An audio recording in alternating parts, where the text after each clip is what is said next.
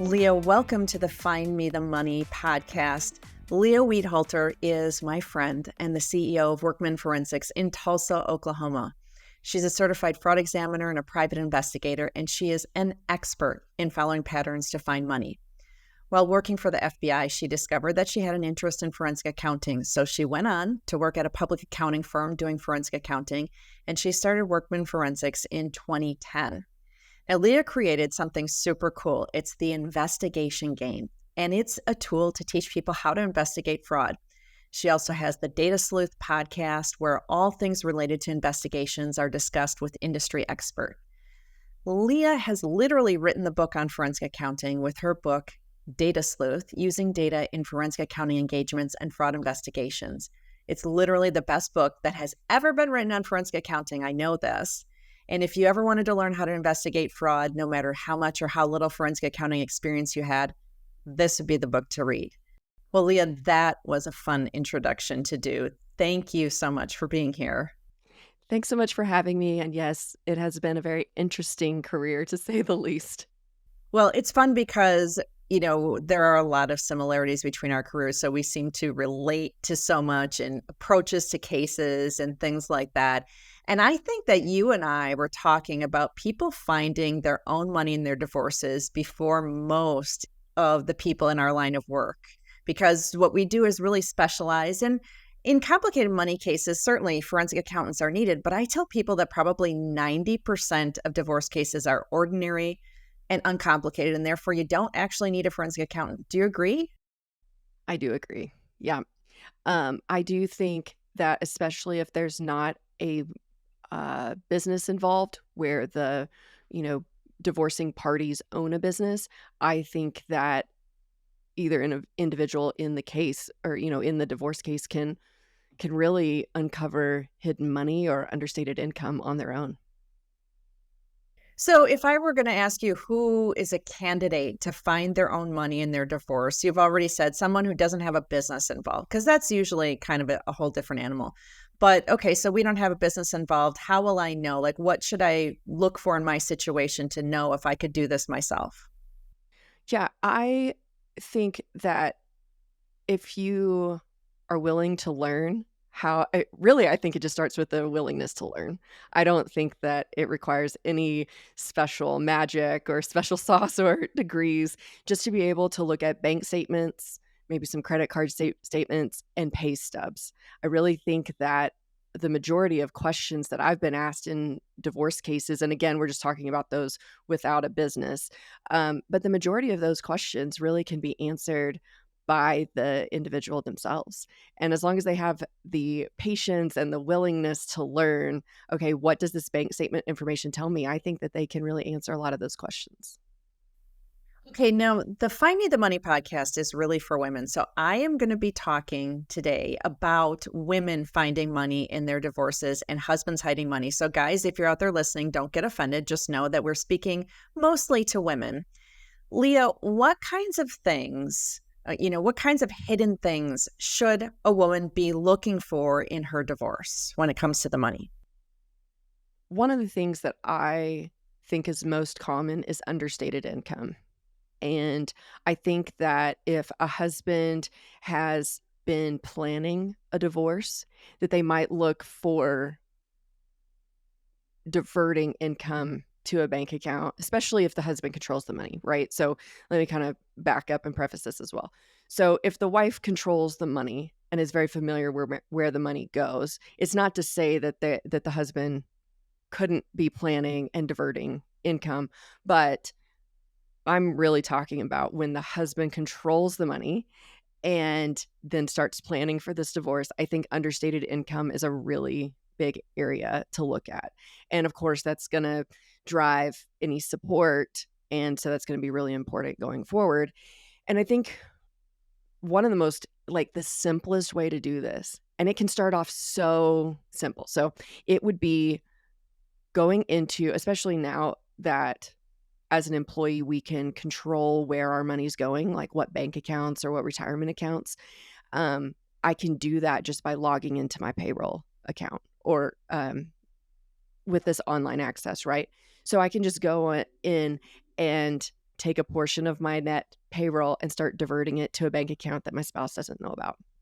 I think that is the simplest way for somebody to start doing that. And a lot of times it'll start out just with with the husband just maybe wanting to start an extra savings account on the side. But then, of course, whenever maybe divorce is looming, they might start using that for divorce planning and setting that money aside. Well, or he realizes that you never noticed that some money was going to a separate account. So now here's an opportunity. I see situations where he's maybe getting some sort of bonus or some commissions that are unusually high. Maybe he's a commission salesperson and makes a big sale, and he's going to get one paycheck that has some extra money on, and he logs into that payroll system at work that he has access to, where he can control bank accounts and shuffles some of that money off to a separate account. Yeah. I actually had a case several years ago where the husband was a doctor and the wife just noticed that out of their bank account that he had purchased some odd things, like an odd being making payments on a Corvette that they didn't own and their kids didn't own. And so she asked some questions and he provided all these really vague answers. So then she hired us. And as I started looking at it, like, yes, we identified who was driving the Corvette. And it was very strange. It was some kid like in his 20s that was not this man's child, not his family. I mean, it's so bizarre. So we thought maybe like drugs were involved because this was a physician and a surgeon. And so maybe there was some sort of drug thing going on. Anyway, I just thought, let's just look at what he's making and does this make sense? Let's just look at his income that's being deposited to your bank account. And just by doing the math, he was only depositing about $120,000 of like net pay into their bank account. But this doctor should have been making over $250,000. And so I told her, I said, there's money somewhere else. If we can just get his payroll records, pay stubs, we can solve this problem. But she decided she didn't want to move forward. And I really think that this man had a second family. And so I think that the rest of his payroll was going into a bank account for this other family that he was supporting. And I don't even think it was connected to the Corvette, by the way. But the wife didn't want to know. So she ended up ending the engagement there. But that is one of my favorite examples of just looking at, I think that my husband makes $250,000 a year. Only about 120 is coming into my bank account. And she kept saying, oh, but taxes are a lot. Well, that's a lot of taxes. Right. And we can just get the pay stubs and find out. Like, And it's that simple math. to just find out. Simple math. Absolutely. Yeah. I think also that, looking into the financial records on your own can help you understand what your spouse is doing. Like, infidelity is a thing, right? Spending money on affairs and seeing, a hotel somewhere in the next town over. Why would my husband be paying with a credit card at a hotel there or something like that? So there's so much that you can find. Yeah, to call it dissipation of assets is kind of the term in this work, but looking at credit card statements just to see the transactions. And one of the things that I love about credit card statements is that exactly what day it happened because you get the transaction date. And for most credit card transactions, you can see where it happened. So you can just start asking questions like, why is there a Delta flight to Atlanta and we live in Oklahoma, and then there's all these meals that weekend in Atlanta and it wasn't a business trip, and just start asking those questions to see where that money went. Or maybe even a shopping addiction or some sort of hobby addiction, that's been hidden, just looking to see where's that money going. Okay, so I'm a woman who has decided that, yes, I can do this and I'm going to start looking into my finances. Where do I start? I do think pay stubs are some of the easiest place to look first. So I can see what is my husband's gross salary, how much was taken out for taxes, how much was contributed to a retirement account. I do think retirement accounts is an area that you might want some additional help on. That can get a little tricky, like understanding what all's in their retirement accounts. But then just look at, okay, out of his net pay, if his net pay was I'll just round up $5,000. Did $5,000 make it to the bank account that I know about?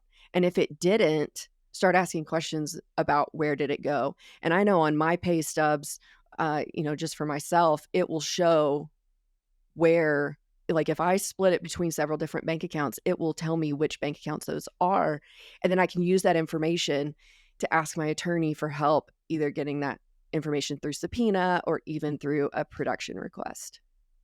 Well, I also think that women know more than they give themselves credit for. So they have information that might indicate an account at a bank that we weren't thinking of before, or, they start brainstorming and start to remember, hey, last year we loaned some money to my brother-in-law, or whatever the case may be. And I think that women need to give themselves more credit for what they're going to be able to contribute to this investigation into the finances.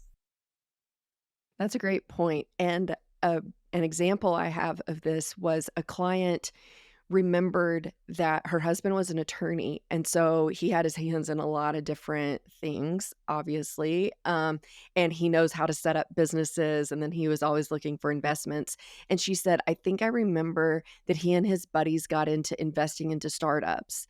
And just that little bit of information helped us look at transactions in the bank accounts or even on the tax returns just a little differently. And we ended up finding about a $45,000 investment that he had made in a startup. So, which then allows the wife to look at, well, how should that be valued and on which side of this marital balance sheet in a property, whenever we're going to do the property settlement, whose column should that $45,000 go in? Okay, so probably our most important documents that we talked about are going to be bank statements, credit card statements, and pay stubs. So those are the documents you need to do this do-it-yourself forensic accounting. But how are you going to keep these organized, and what are you going to do with them once you have them? Yeah, first of all, with bank statements or credit card statements, choose a period of time that you want to look at. In my experience, we're typically looking at the last 3 years prior to the date of filing or up to 5 years. And so choose a period of time and look at the bank statements in order, put them in date order, and the credit card statements in date order. And then whatever you're looking at, just make sure that we call it the relevant period. So whatever date we're going to start with is the same throughout all of this information. Like, I don't like to take bank statements from 1 year, credit card statements from another year, and pay stubs from another year. Get complete information for each year that you're looking at. And then I like to use spreadsheets. Obviously, I'm an accountant, so I just love a good spreadsheet. I was telling somebody about that this morning. So let's use a spreadsheet just to list, these are the bank accounts I know about, these are the credit cards I know about, these are the statements I have, and work with your attorney to get the entire relevant period of information. And then, I don't know if you wanted to go into this, but I'll just go into this. And then we really just want to start looking at it from a transaction by transaction basis. Now, I prefer, if I'm going to look at if I'm going to look at 3 to 5 years of bank account or credit card account information, I want to put that in an Excel spreadsheet. And then I want to start looking for transfers to other bank accounts. I want to look for wires to other bank accounts. I want to just look for the spending, like you and I were just talking about. Look at just strange transactions, maybe a check that's made out to a bunch of letters like SJ&P Inc., things that seem that might be some sort of investment. But if we can keep these records in date order and make sure that everything we're looking at covers the same time period, that will go a very long way. I, of course, because I'm an accountant, prefer spreadsheets as well. But a lot of the women that I work with aren't comfortable with spreadsheets. And so what I tell them is you can do anything you need to do by hand if you have to. So you can keep a handwritten list of what the accounts are, what time period you have for each of them, whose name is on the accounts. That is perfectly fine to do that by hand. And then when it comes to the statements, if you don't have the ability to get the data from those statements into a spreadsheet, number one, think about who you might know. Do you have a trusted friend or family member who is good with numbers and might be able to help you with that? But if you don't, I always tell people, get some highlighters in different colors. Take one copy of all the bank statements and keep that clean copy. Don't write anything on them. Just keep them clean off to the side. Take a second copy and pick a color. I like green for paychecks, and I have my clients go through and highlight every paycheck in green. Look at the date, look at the amount, ask yourself if it makes sense. And so you can totally do it manually. You don't have to be a computer or number person. Absolutely. Yeah, totally agree. Okay, so what else can you figure out when you're going through this kind of stuff? So we might find that there are some missing paychecks, or we might find, well, what other kinds of things could we find when we're doing our own forensic accounting investigation? So a lot of times forensic accounting, in the way we're talking about it today, it's really used to ultimately prepare what I referred to earlier as the marital balance sheet as part of the property settlement. And what's really important is making sure that all of the assets that have been purchased and still exist in the marital estate are listed on that marital balance sheet. Because if something's not listed on the marital balance sheet, you can't divide it. So we want to make sure that that's as complete as possible. So as we're looking through bank accounts and credit card statements and even the payroll or the pay stubs, we're really using this to identify additional assets. So that could be, and whenever I'm saying an asset, I'm talking about a house. I'm talking about maybe another business. I just want to find additional bank accounts that have cash in them. And so I want to make sure that I've identified all of that information. And so that's the goal of digging through these bank statements. That's one of the goals. The second goal that I see most often is really trying to determine if that income that the husband is reporting or going to report is accurate, because it's going to be the basis of any spousal or child support. And so we want to make sure that all the income sources that you've been living off of this entire time period, whether you knew about it or not, you're going to find out now so that you can put that calculation together. Because to go back after divorce and try to recoup any of this is, I have not had a lot of success with that. So I recommend trying to do this work on the front end so that that marital balance sheet is complete and the income is as substantiated as possible. Reopening a divorce case is hard. Even when you have proof that they were hiding things during the divorce, it's still hard to reopen it, which is why I always tell my clients, you want to get all the information now. Don't do one of these things where the attorney says, oh, we'll just agree to this now. You can always go back and ask for the judge to look at it again. No, let's get the information now.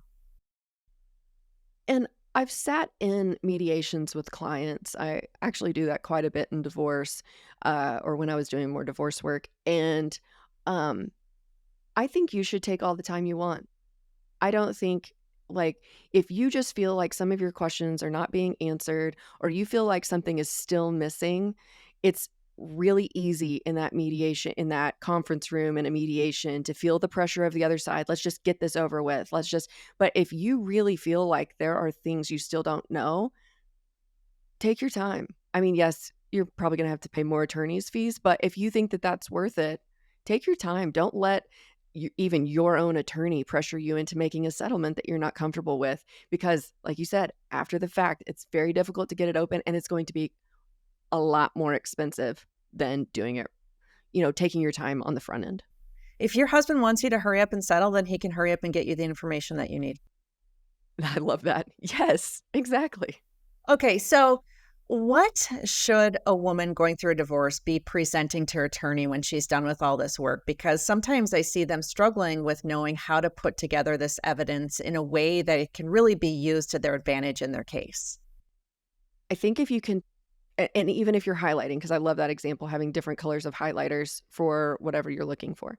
If you can take those transactions that you found and start categorizing them, and I would start with anything that you think this might lead to another bank account, another retirement account, a house, another asset, list all of those transactions for your attorney. It may not be the last piece of evidence you need, but it's going to be the next step. You may need to subpoena some bank accounts. You may need to do some property record searches, things like that. But make a list of everything that's pertaining to assets that you believe should be split during the divorce. And then I would make a list of all of the items that affected income. So it could be anything that was being diverted. Um, it could be even just like the excess marital spending. Make a list of these things, but put them on separate lists to show the attorney, because having those things organized and categorized will help your attorney process that information and know where to take, how to help you take your next step. And I think then the third one would be to put together a list of the transactions that you think might be marital waste. So where they're spending for things that are not what we call a marital purpose, maybe an affair, maybe some gambling, if there's drugs, or just, unusual things that don't seem proper. Put them on a list and add it up, because if you say, my husband's having an affair and wasting money, your attorney's probably going to say, well, how much money are we talking about? Are we talking about a few $100? Are we talking about $50,000? They'll want to know how much. And so that's how you start to figure that out. Right. Leah, this has been such a great conversation. Of course, I love this because it's what I do. And I love that I can have another expert come and talk about their perspective of what's important. I know I've mentioned that you have your Data Sleuth podcast, and we'll put a link to that in the show notes, but can you tell us a little bit about what you're doing with that podcast? Sure. Yeah. So the Data Sleuth podcast, I've interviewed all kinds of investigators and experts. We've covered everything from like missing persons to forensic accounting to death investigations. And on this season of the podcast, we're actually going to be talking about the business of forensic accounting. But there's several episodes on there. Tracy, you've been on my podcast, I don't know, at least 3 times, I think. But we've talked about divorce several times as well. So there's just a variety of topics, and it's just a really good resource. And I'm also going to link to your Data Sleuth book in the show notes, because in case anyone is interested in really getting into the nitty gritty of how you investigate fraud and do forensic accounting, it's a great resource. Yeah. And I think that it also really complements your product to the Divorce Money Guide, because you're walking people through how to work their divorce, and the methodology that you use in that is also talked about, because I actually found Tracy because like in 2010, I think, and after reading your materials, I said, oh my gosh, I think this person works cases like I do. And so the Data Sleuth book, the methodology there, I think, can just help reinforce the methodology that's being used in the Divorce Money Guide. Absolutely. Well, thanks again for being here. I enjoyed having you. Yes, it's always a pleasure. Thank you so much.